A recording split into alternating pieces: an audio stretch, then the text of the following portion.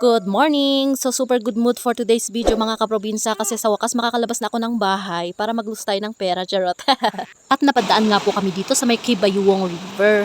At yung malaking bato na yan ay tinawag nilang Enchanted Stone kasi naman daw may nakatirang mga duwende at tuwing gabi naggagangbiting sila. Dito rin ako natutong lumangoy pero bago ako natutong lumangoy maraming beses din akong muntik na malunod. At mahal na mahal ko yung ilog na ito kasi isa itong nagbigay kasiyahan mula sa aking pagkabata at syempre madaming magagandang memories kasama ang aking mga kaibigan.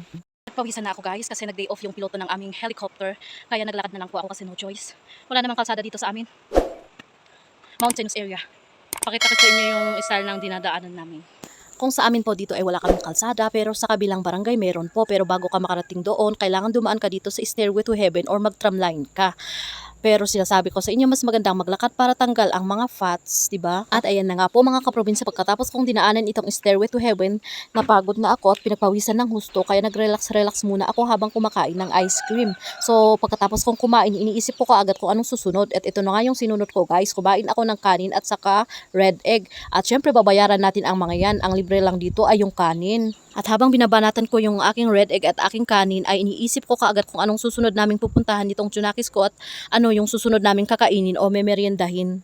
At talent ko talagang sumayaw habang kumakain at syempre makipagmaritesan. At ang ginagawa ko na ito guys ay nakakatulong para sa aking pagkatao kasi pag nakakulong ako ng bahay na wala akong pera talagang hindi ako mapigilang mag-overthinking at ma-stress. Kaya ako lumalabas ng bahay para magpapawis ng onte at ma-refresh yung aking isipan. At syempre, yung number 1 na pinupuntahan ko ay mga bahay ng aking kaibigan, mga batchmate ko na malalapit sa akin. At hayan na, natunawan na ako so naisip ko kaagad na maghalo-halo. Ayan o diba, sinong relate dyan mga girls?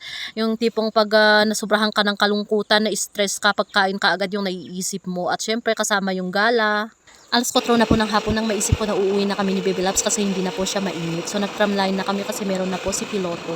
And I'm very proud mga kaprobinsya kasi napakaraming magagandang tanawin dito sa amin. Kaya maraming dumarayong mga turista para makita lang ang aking kagandahan. Charot. Pero seriously guys, madami talaga kaming mga magagandang mga tanawin dito na dinarayo ng mga turista. Rice terraces, hot spring, at saka waterfalls, etc. At ayan na nga po, nandito na po ako sa bahay. So, ginek ko yung mga pinamili ko habang natutulog yung Tsunakis ko. Kokonti lang yung pinamili ko pero feeling ko naubos kaagad yung pera ko. Sabi nga ng iba, ka na lang lumabas ng bahay kung ayaw mong gumastos. Paano naman kasi ang bilis ng pera kasi ang mamahal ng mga bilihin ngayon, 'di ba? Ikaw lang ang hindi mahal, charot. At dagdag pa natin ang bayarin sa kuryente. Wow, ang taas. Ako pandak ako pero ang taas ng bayarin ko. So ayun na nga mga kaprobinsya nang dahil dyan 3,900 yung pera ko pero bumalik ako na 1,700 na lang yung natira pero at least nakapagbayad ako at nakabili ako ng gamit namin.